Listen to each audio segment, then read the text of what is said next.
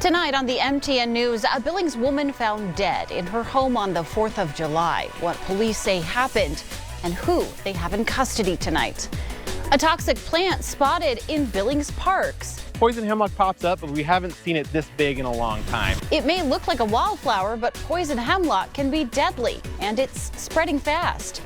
But first, a high-speed pursuit on the outskirts of Billings ends with a crash injuring a Montana trooper, and a grass fire started. We'll take you to the scene. The MTN 530 News starts right now.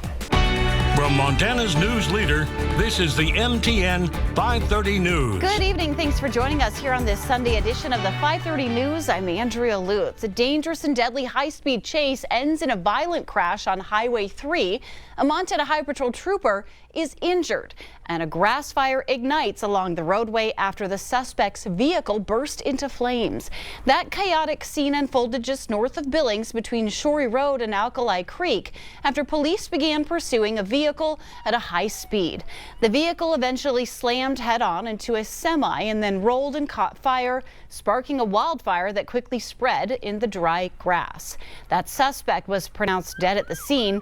The trooper following behind was also injured in the crash and taken to the hospital with injuries. Fire crews, including helicopters, spent the afternoon containing that fire. Tonight, we're still waiting on an update on the trooper's condition. Tonight, a Billings man is behind bars in Wyoming accused in a deadly 4th of July homicide on the city's west end. Police say 40-year-old Anthony Ray Sullivan is charged with deliberate homicide and tampering with evidence in the death of a 37-year-old woman found inside a home on Southern Bluffs Lane.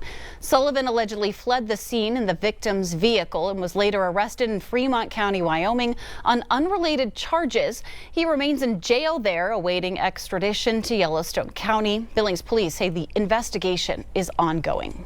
The next few days will be among the hottest so far this year, and that brings a new concern: wildfires. Chief Meteorologist Ted McIntosh has some simple reminders that could help save your home and your property.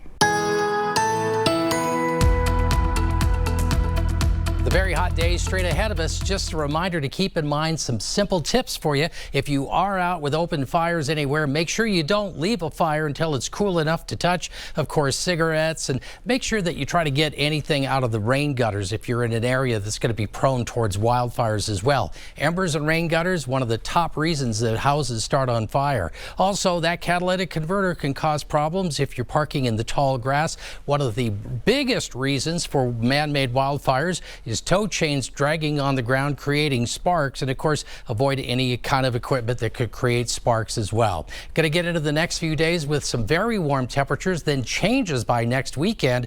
Forecast details coming up. The Miller Creek fire burning southwest of Miles City is over 75% contained tonight, thanks in part to rain that slowed the fire spread on Friday.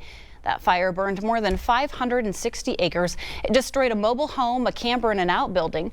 Fire crews built a direct line around the perimeter and continue to mop up those operations within the fire line. Evacuation orders have since been lifted, but residents are being urged to stay ready with hot and dry weather expected to return next week. Crews remain on scene, though, monitoring any flare-ups. Tonight, a hidden danger growing right under our noses. It might look like a pretty wildflower, but poison hemlock is anything but harmless. Touch it, breathe it, or even worse, consume it, and it could be deadly.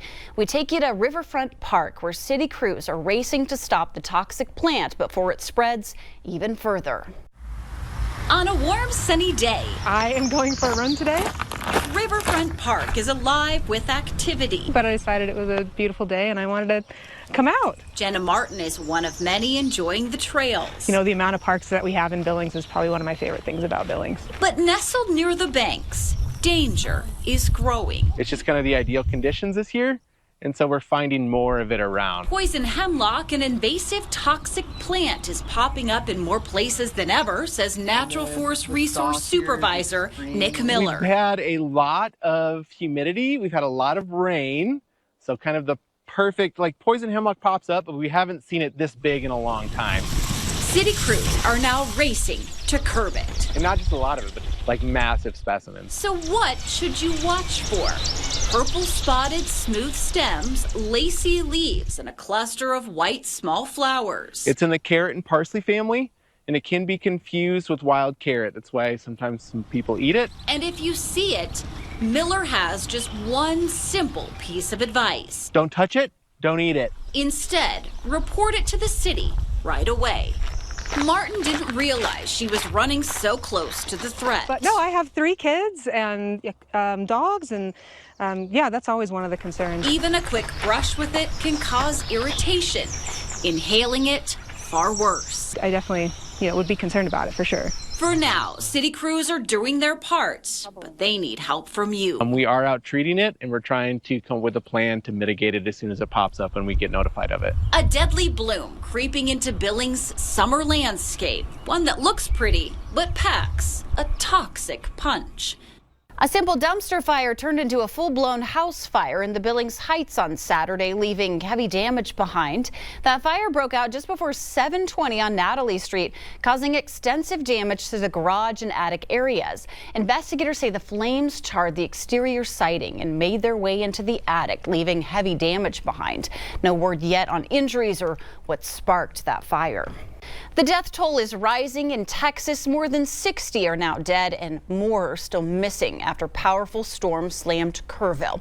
The Guadalupe River burst its banks, sending a wall of water through neighborhoods, leaving homes shredded, trees uprooted, and debris scattered for miles. Pickup trucks now sit amid the ruins as the crews search for survivors, and families, of course, try to pick up the pieces. And thick smoke and explosions filled the sky over Gaza today as Israeli airstrikes hit residential areas, killing dozens. The Gaza Health Ministry says at least 80 Palestinians were killed in the past 24 hours, more than 300 injured. Many are still trapped under the rubble. This comes as Israel prepares to send a delegation to Qatar for ceasefire and hostage talks. Israel's military had no comment on the latest strikes. Federal education dollars are now on hold, and it could have a major impact on schools across Montana. In Great Falls, district leaders say they're missing out on nearly $1 million in critical funding, affecting everything from migrant education to after-school programs. And here in Billings, School District 2 relies on many of those same grants. MTN's Tommy Lynch shows us what's at stake as schools wait for answers. Over $6 billion in federal education grants are currently frozen, which could have devastating effects for school programs across the country and here in town. Great Falls Public Schools heard about the funding reviews on June 30th. They're reviewing some of the Title I funds that fall in a variety of areas, everything from migrant education to adult ed and some grants in between. Superintendent Heather Hoyer says that if these funds are lost, the results could be devastating. The potential impact could be fairly significant, looking upwards of nearly $1 million. Almost $1 million. Which makes it a stressful waiting game for Great Falls schools. We just don't have enough information to make really firm decisions right now. And when we do, that's when we'll be communicating with our buildings and our teachers and our principals, leaders, and our parents and students.